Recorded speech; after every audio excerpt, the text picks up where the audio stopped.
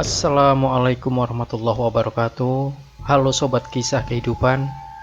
Bagaimana kabar Anda hari ini? Mudah-mudahan fine dan selalu dalam lindungan Allah Subhanahu wa taala. Senang sekali kami bisa kembali hadir menjumpai Anda, dan untuk kesempatan kali ini kami akan berbagi satu kisah nyata horor yang berjudul Pesugihan Tuyul, Istri Harus Menyusui Setiap Hari. Himpitan ekonomi tak jarang membuat orang berpikiran pendek, lalu mereka tergiur ingin cepat kaya dengan cara singkat dan mudah tanpa usaha keras. Jalan pesugihan pun banyak dipilih demi meraih kekayaan dengan cara instan, seperti yang dilakukan Andi, warga Jakarta ini. Cerita horor ini dikisahkan teman Andi bernama Chris. Berikut cerita horor pesugihan yang dilakukan Andi dan istrinya hingga keduanya harus meregang nyawa. Chris mengaku sudah berteman lama dengan Andi, berasal dari daerah yang sama di Jawa Tengah, kemudian sama-sama merantau di Jakarta dan juga bekerja di perusahaan yang sama. Rumah kontrakan keduanya juga bertetangga. Singkat cerita, sudah 5 tahun keduanya bekerja di perusahaan kontraktor tersebut. Namun suatu hari, perusahaan itu melakukan pengurangan karyawan. Sudah bisa ditebak, keduanya menjadi korban PHK tempat mereka bekerja. Lalu dari hasil uang pesangon itu, Chris memilih membeli mobil secara kredit dengan tujuan ingin membuka layanan taksi online. Sementara Andi lebih memilih membuka warung kopi tak jauh dari rumah kontrakan mereka. Suatu hari, saat Chris beristirahat di rumah kontrakannya, Andi tiba. Keduanya terlihat obrolan panjang. Saat itu Andi mengeluh soal kondisi keluarga. Warung kopi yang ia rintis sudah mulai merugi. Sementara gaya hidup istrinya tetap glamor. Andi pun akhirnya terlilit utang dari pinjol. Kepada teman dekatnya itu, Andi akhirnya mengutarakan niatnya untuk membeli tuyul. Terang saja hal itu membuat Chris kaget. Chris terus mengingatkan Andi agar membatalkan niatnya itu. Namun rupanya himpitan ekonomi dan utang membuat Andi berpikiran pendek. Tentu saja Chris pun tak bisa membendungnya. Andi mengaku niatnya ini sudah mendapat persetujuan dari istrinya. Beberapa hari kemudian, Andi meminta Chris mengantarnya ke rumah pamannya di Klaten, Jawa Tengah. Keduanya pun lalu berangkat. Istri Andi pun terlihat ikut. Hari itu hari Kamis, mereka memutuskan berangkat pagi hari. Selama perjalanan itu, Andi terus mengeluh soal rumah tangganya. Ia yang sebelumnya serba kecukupan, kini harus jatuh miskin. Dalam perjalanan itu, Andi juga beberapa kali mengingatkan Chris untuk tidak menceritakan hal ini kepada orang lain. Singkat cerita, mereka tiba di rumah paman Andi. Rupanya niat Andi untuk memelihara tuyul pun sudah diketahui pamannya. Aneh, sang paman pun seperti tak melarang Andi atas keinginannya itu. Bahkan melalui pamannya pula, Andi mengetahui banyak masalah pesugihan tuyul ini. Andi juga sebelumnya telah diminta untuk mempersiapkan sejumlah persyaratan jika hendak memelihara tuyul. Di antaranya, sesajen dan sejumlah uang. Beberapa saat, Andi dan istrinya, lalu Chris dan paman Andi ikut berangkat ke suatu tempat pesugihan tuyul. Perjalanan dari rumah paman Andi ke tempat itu memakan waktu sekitar 2 jam. Lalu mereka berjalan kaki jalanan setapak. Sampailah mereka di sebuah rumah sederhana. Terlihat kakek tua menyambut kedatangan Andi bersama rombongan, lalu dipersilahkan masuk ke rumah tersebut. Di dalam rumah itu, kakek tua yang dipanggil Andi dengan sebutan guru itu menanyakan beberapa persyaratan yang sebelumnya telah disiapkan. Setelah segalanya siap, kakek tua itu mengajak mereka ke sebuah tempat tak jauh dari rumahnya.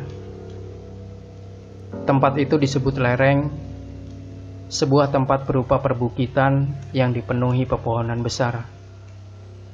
Di lokasi itu, kakek tua itu kembali mengingatkan Andi atas niatnya itu. Namun Andi sepertinya sudah yakin dengan keinginannya itu. Tiba di sebuah batu besar, Andi diminta menyiapkan sesajen yang telah disiapkan. Lalu atas bimbingan kakek tua itu, Andi melakukan ritual yang hampir memakan waktu 2 jam lamanya. Tibalah waktunya, Andi kemudian diminta membuka matanya. Samar-samar, satu persatu sosok makhluk menyerupai anak kecil menghampiri Andi. Entah berapa jumlahnya, Andi lupa menghitungnya. Rupanya, itulah sosok tuyul yang hendak pelihara Andi. Sosoknya mirip anak kecil, namun memiliki raut wajah orang dewasa. Matanya sedikit besar, kemudian pada bagian daun telinga sedikit memanjang. Mereka berlarian ke sana kemari layaknya anak kecil yang sedang bermain. Setelah beberapa saat, sosok makhluk itu hanya tersisa 5 tuyul. Menurut kakek tua itu, tuyul di lokasi ini sangat banyak. Kedatangan mereka tadi bermaksud untuk melihat kecocokan. Rupanya ada 5 tuyul yang cocok dengan Andi. Kini giliran Andi yang diberi kesempatan untuk memilih. Satu persatu ia perhatikan. Andi kemudian menjatuhkan pilihannya kepada tuyul yang berada di tengah. Kakek tua itu kemudian kembali mengingatkan Andi agar memperlakukan tuyul itu layaknya anak sendiri. Jangan sekali-kali menolak keinginannya, ucap kakek tua itu. Tanpa ragu, Andi pun menyetujui permintaan kakek tua itu. Tak lama kemudian, Andi pun berpamitan. Namun sebelum berpamitan, kakek tua itu meminta Andi tidak berhenti atau mampir di tengah perjalanan. Karena permintaan itu pula, paman Andi tidak ikut satu mobil dengan Andi. Ia lalu pulang sendiri menggunakan angkutan umum. Sementara Andi pulang bertiga bersama istrinya dan Chris. Singkat cerita, mereka sudah tiba di Jakarta. Sebelum kembali ke rumah kontrakannya, Andi meminta Chris untuk merahasiakan semua ini. Seminggu berlalu, Chris seperti biasa disibukkan dengan usahanya sebagai sopir taksi online. Sementara Andi jarang terlihat keluar rumah. Suatu sore, Chris bertemu Andi di depan kontrakan mereka. Menurut Andi, ia masih fokus pada mengurus tuyulnya. Sesuai arahan kakek tua itu, tuyul itu butuh seminggu untuk beradaptasi. Sehingga Andi dan istrinya banyak menghabiskan waktu di dalam kamar bersama tuyul. Hanya 3 hari berlalu, ekonomi Andi dan istrinya mulai terlihat. Ia yang awalnya hanya tinggal di rumah kontrakan, kini mulai membeli rumah. 3 hari berlalu, ia kemudian membeli bangunan untuk dijadikan konveksi. Sebagian besar karyawannya ia rekrut dari kampung halaman. Seperti itulah kehidupan Andi dan istrinya. Setiap 3 hari hartanya dipastikan bertambah. Bahkan hanya 1 bulan, rumah kontrakan yang ditinggal Chris pun akhirnya dibeli Andi.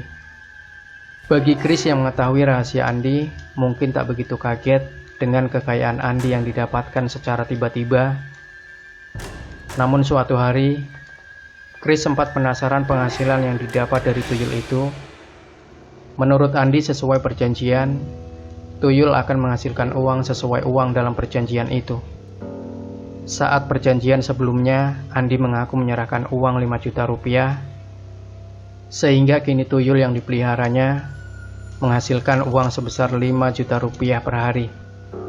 Chris pun lalu bertanya kepada Andi mengenai resiko memelihara tuyul. Andi pun langsung menjawab, resiko memelihara tuyul itu adalah nyawa yang harus dipersembahkan setiap 3 bulan sekali, jawab Andi. Mendengar jawaban Andi, sekujur tubuh Chris merasa merinding. Ia baru sadar betul, sejak perjanjian itu hingga sekarang, sudah hampir memakan waktu 3 bulan. Benar saja, tak lama kemudian, salah seorang karyawan konveksi milik Andi hari itu mengalami kecelakaan. Tangannya terpotong sebuah mesin hingga terputus. Darah berceceran di lokasi kejadian. Karena luka yang cukup parah, tak lama kemudian ia pun meninggal dunia. Bagi orang awam, kejadian itu mungkin saja dianggap kecelakaan kerja, namun tidak bagi Chris. Ia tahu betul kecelakaan itu merupakan tumbal pertama pesugihan tuyul yang dilakukan Andi. Chris saat itu sempat mengingatkan Andi soal pesugihan tuyulnya, namun rupanya omongan Chris itu tak digubris Andi. Andi sedikit demi sedikit mulai berubah, tak hanya sikapnya, hartanya juga mulai melimpah. Segala kebutuhannya yang semula serba kekurangan, kini serba kecukupan, bahkan lebih. 3 bulan berlalu, Chris mendengar kabar bahwa istri Andi mulai mengeluh kesakitan. Hal itu karena setiap hari harus menyusui tuyul layaknya anak kecil. Keinginan tuyul itu untuk menetek di istri Andi tak cukup sekali, bisa beberapa kali dalam sehari. Suatu hari, Andi kedatangan keponakannya dari kampung halaman. Menurut Andi, keponakannya itu akan melanjutkan sekolah di Jakarta sambil bekerja di perusahaan konveksinya. Tak hanya itu, Andi pun membelikan motor sport untuk keponakannya itu. Namun hanya selang seminggu, keponakannya itu mengalami kecelakaan. Ia terjatuh dari motor sport yang dibelikan Andi. Lukanya cukup parah, nyawanya pun tak tertolong. Namun bagi Chris, melihat peristiwa itu tidak kaget. Ia tahu betul bahwa keponakannya Andi itu telah menjadi tumbal pesugihan tuyul. Benar saja, usai kecelakaan itu, Andi mengaku sempat dendam kepada keluarga keponakannya tersebut. Untuk itu, Andi mengaku mengiming-imingi keponakannya untuk ikut dengannya ke Jakarta, agar keluarga keponakannya itu tidak menolak dan tak curiga. Andi berjanji akan memberikan keponakannya itu sepeda motor sport. Usaha yang dirintis Andi dan istrinya semakin maju, hartanya pun terus berlimpah. Namun di balik itu seringkali muncul keanehan. Hampir setiap 3 bulan, sudah dipastikan ada korban jiwa. Andi yang mulai merasa takut lalu memutuskan pindah ke tempat yang lebih jauh. Sejak saat itu, Chris tak pernah bertemu lagi dengan Andi. Hampir setahun berlalu, Chris tak pernah lagi mendengar kabar Andi dan istrinya. Lalu tiba-tiba Chris dikagetkan suara telepon dari temannya. Saat itu ia mengabarkan Andi meninggal dunia dalam sebuah kecelakaan. Chris sempat menemui istri Andi. Ia meminta istri Andi untuk mengembalikan tuyul itu. Apalagi sejak itu, istri Andi sering mengeluh sakit pada bagian payudaranya akibat sering menyusui tuyul. Bahkan tak lama kemudian, dokter memvonis istri Andi menderita kanker payudara. Atas saran Chris, istri Andi pun berangkat ke Jawa Tengah untuk mengembalikan tuyul kepada kakek tua itu.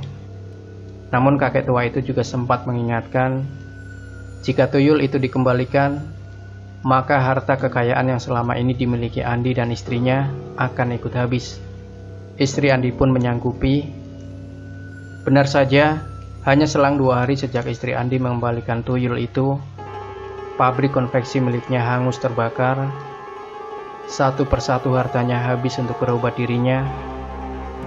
Bahkan tak lama kemudian, istri Andi pun meninggal dunia karena kanker payudara yang dideritanya sudah cukup parah.